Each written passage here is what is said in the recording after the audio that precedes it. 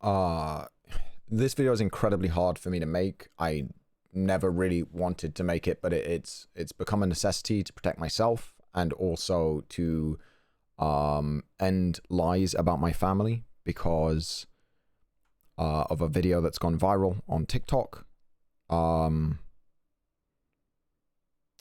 Trigger warning, I'm going to be talking about childhood abuse in this video, so if that triggers you, please leave now. I'm going to talk about my childhood trauma that resulted in my diagnosis, because I am diagnosed. I've spoken about this on stream before. I am diagnosed with a form of PTSD called hypervigilance. A lot of you might have experienced this in the past if you've ever come at me, or people I love, or my friends, or my family. I get very aggressive in response. I don't back down. I don't let things go. I have it's basically a very, very intense fight or flight response. And mine is pure fight. So I fight until I die. And I don't like being vulnerable. So this video is very difficult for me, and I'm going to stumble over my words a lot more than you've ever seen me before. Not scripted or anything like that, but I'm going to be talking about my older sister. Now, the rest of my family is great. I love my younger sister. My mother is amazing. My mum's amazing. She's a great mum. My dad is a bit distant, but I understand why. He just struggles with anything particularly confrontational, and you'll understand at the end of this story why maybe he distanced himself from the family unit a little bit. But he's been really supportive towards me through the years, and I love my dad, and I'm very, very proud of him. He's a hard worker and a very successful person. But my older sister, and I don't mean her any ill will, and it's taken me years to get to a point where I'm not angry with her. I just feel sorry for her. My older sister is severely mentally ill. She's been sectioned under the Healthcare Act multiple times. She's been section 1'd. She's incredibly intelligent, so she has gotten herself out of that situation many times, but she is diagnosed bipolar. I think there's a lot of other stuff going on.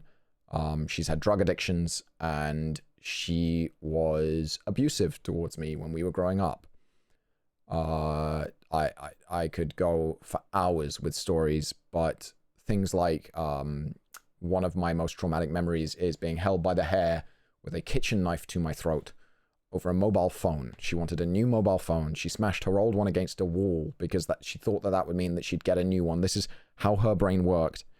And at 10 or 11 years old, so this would have been 2001, she held me by the hair and held a knife to my throat as she demanded a new mobile phone. There's a police report to this effect. If I need to, I will go and get all of these police reports. We'll put them together. But another one, the catch on the front door was broken.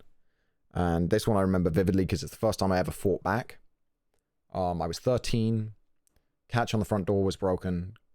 Her key wouldn't work because the catch was broken. So she's hammering on the front door. I come to let her into the house. Catch won't work. I let her in through the alleyway. She's 2 years older than me, so she's 15 at this point. Quite a bit bigger. Girls grow faster than guys. And she had acrylic nails on. She had these nail extensions. And she dug them into the right side of my face as I opened the alley door to let her in because she blamed me for the catch being broken and ripped them down my face. And this was before my school photo day. So I do not have a school photo from the next day from that year because I wouldn't let them photograph me with the scabs that I had all down my face. Blood got in my eye. I couldn't see. I was feeling very attacked. I fought back in that alleyway. I did punch her in the head in that alleyway. I'm not going to deny that. So if she says, oh, but he hit me too. I did. I punched her in the head when she did that, and I put her in a headlock eventually while I was lying on the ground bleeding. But she used to come into my room at night and throw cold water on my face to wake me up, just to fuck with me. That's left me with sleep issues that lasted through my life. I was an insomniac, and then I was a sex addict because if I had sex, I would sleep better. So I would find random people to sleep with at university, and I still have nightmares 3-4 times a week, minimum 3-4 nights a week. Beryl's really good at getting me back to sleep and calming me down after those, so I do get better sleep these days. But it was continuous abuse, and it was from the very youngest age. I mean, as long as I can remember, she was abusive towards me violent towards me, scared my friends away. I never had friends over to my house when I was growing up. I always went to their house, or we hung out outside, or we hung out in the park, or we hung out after school, but never brought friends home, because she would always create the kind of scene where police would show up if friends came over, and then their parents would not let them be my friends anymore. Which made me good at making new friends, so, you know, little benefits. That's why I'm a social butterfly, flitting from one friend group to the next. Forming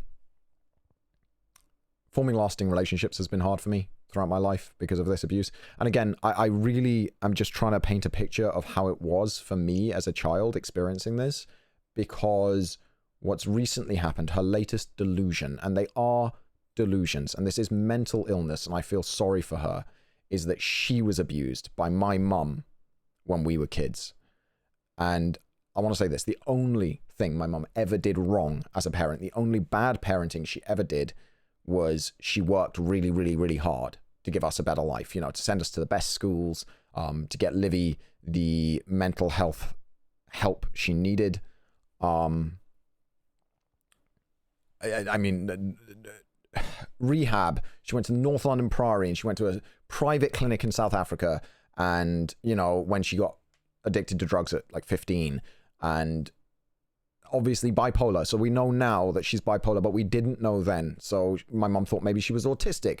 My mum thought maybe she was dyspraxic. My mum thought maybe she had, you know, some behavioral issues. We never knew she was bipolar.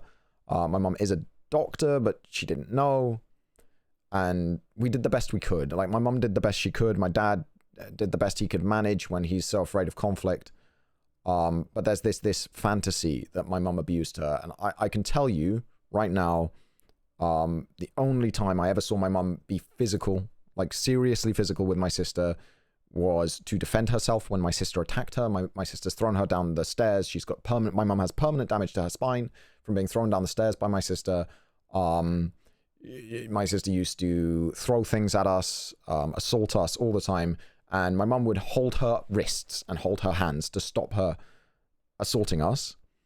And then one time when my sister took a massive overdose in Cape Town when we were on holiday, my mum pinned her down and put fingers down her throat to make her vomit up the pills so she wouldn't die, which was unpleasant and definitely isn't great. But what other choice do you have? South African hospitals at that point, you know, getting her to a South African hospital, getting her stomach pumped would all be so difficult. So, you know, I'm trying to give everything as truthful as I can, as accurate as possible. I don't want to get anything wrong here because this is so important.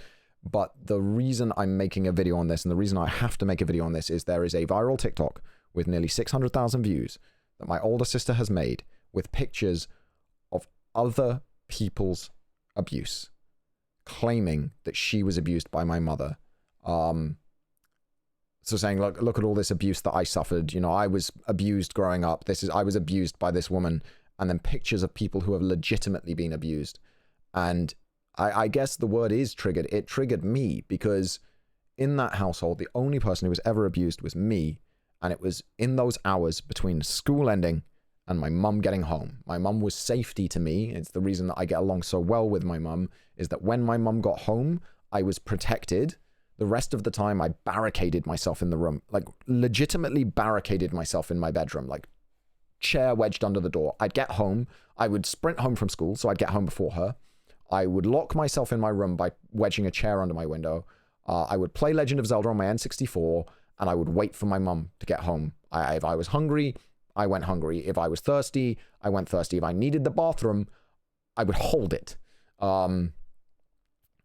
Sometimes for hours, because even going to the bathroom was dangerous. One time I was walking down the corridor and she just wanted to get past me, didn't like the way I was walking down the corridor, and slammed my head so hard into the wall, it left a dent in the drywall. And this is when I was like 10, right? So this is... It was constant. It was terrifying. I didn't share the majority of it with my parents because I genuinely, as a kid, chalked it up to sibling... I don't even know. I thought somehow some of it was my fault. I know that it wasn't. But it was constant. It was mentally very taxing.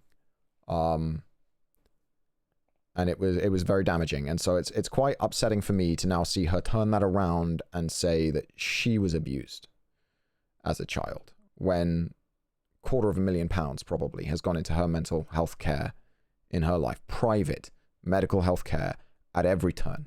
Never gave up on her, never will. More than anything, I want her to be healthy. But why would you believe me over her, right? Like, one, you can look up the court documents. I mean, she shares her name, you know, my name, all of this. There are court documents of her lies in the past. She accused her now ex and father of her children of raping her.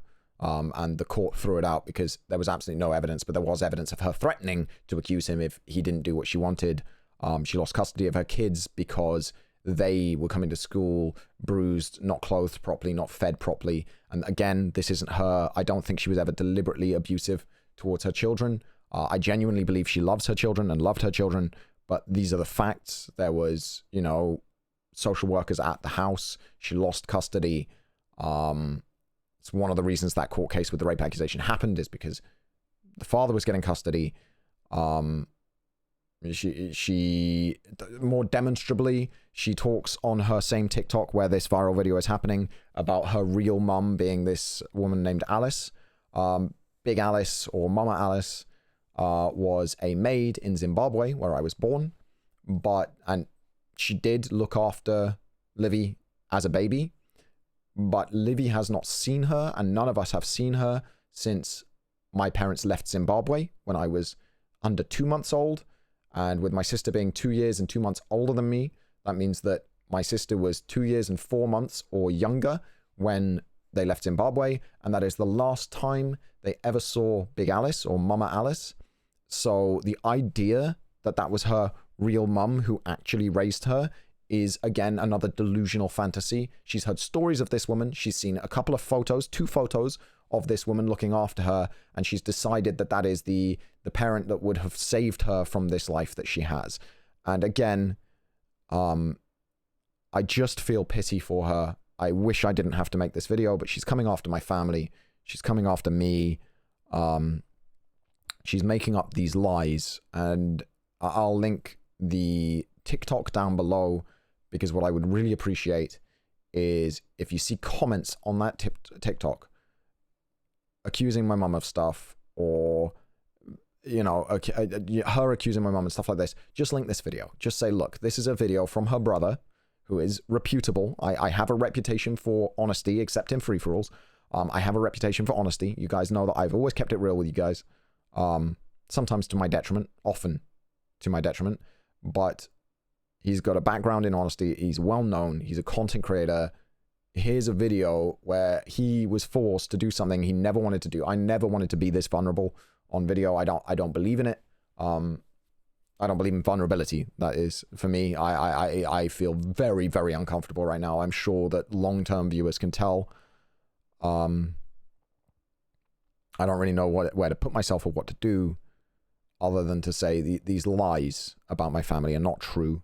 She is ill. She needs help. She does not need to be encouraged. If you're in the comments encouraging her, you're a fool. The guy who was threatening my mother with violence based on this, and she was doing a video where she's like, ooh, ooh, with the comment where a guy is saying, a grown-ass adult is saying he's going to assault a woman.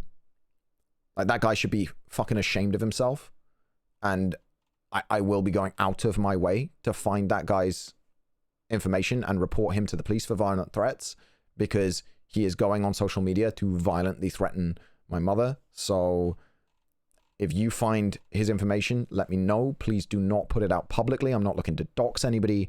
I just want to go to the police saying, look, these violent threats have been made online. This guy has violently threatened my mother.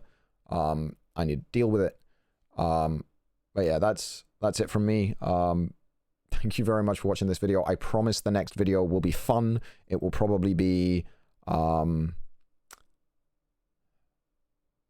a tier list for the Pokemon speedrunning Pokemon, because that's an easy video, and I'm very stressed by this, and I'm very upset by this. I really hope you guys can understand. It's been a traumatic year already with the surgery and COVID and just life sucking, the last thing I needed this morning was to wake up to this. But I know the internet. I know how these viral things go. This could destroy my mum, and she doesn't know how to deal with it. And I have a voice, right? Like, one of the things I am blessed with, thanks to you guys, thanks to my audience, thanks to you, I have the voice where I can come out and I can say, this isn't true. Here are the facts. This is my experience as a child. And I went on every family holiday. I was in the house. As I said, my mum didn't get home until late. Like, I spent most evenings as close to my mum as possible because it was safe and I could be out of my room. So there's no way I could have somehow missed this abuse that she's claiming. It just isn't true. And there are police report after police report of her assaulting me, of her assaulting our family, of her running away, of her getting involved in drugs or violence outside. And, you know, she's been arrested God knows how many times. She needs help. And you people in the comments believing these fabrications and encouraging her with these delusions are damaging her. Like, she believes this shit. I don't believe for a second that she doesn't believe it because she's convinced herself that this is the reason her life has not worked out. And she's delusional. She needs help. She needs love. She needs support. She needs to get better. She does not need people feeding in to her paranoid delusions that she has been diagnosed with. She went to the police with this story first when it didn't work because there was absolutely no evidence, but plenty of evidence to the contrary. The police threw it out. They didn't even bother taking it to the point where it would even get to the courts. They said there is zero evidence, and there is evidence that shows this is not true. She had police visits to the house when she was a kid because of all the stuff she was doing. We had regular psychologists and psychiatrists trying to help her. Like, if you're abusing a child, you don't also put them in front of therapists, psychologists, world-renowned psychiatrists. You know, she has had the best treatment under the sun. She has rejected it at every point. She needs to accept it, and you guys need to stop encouraging it. And for the person who violently threatened my mother, I am going to find you. I am very internet literate. I am going to find you. I'm going to find where you live, and I'm going to inform the police, because what you did is illegal. Just because you're saying it, hiding behind your keyboard on social media because you like the crazy person who is making TikToks because you think she's hot or whatever, I will find you. Be warned. So contact me with a fucking apology. That's fine, but the police will be informed. I will not accept threats against my family. I will not. Thank you for watching.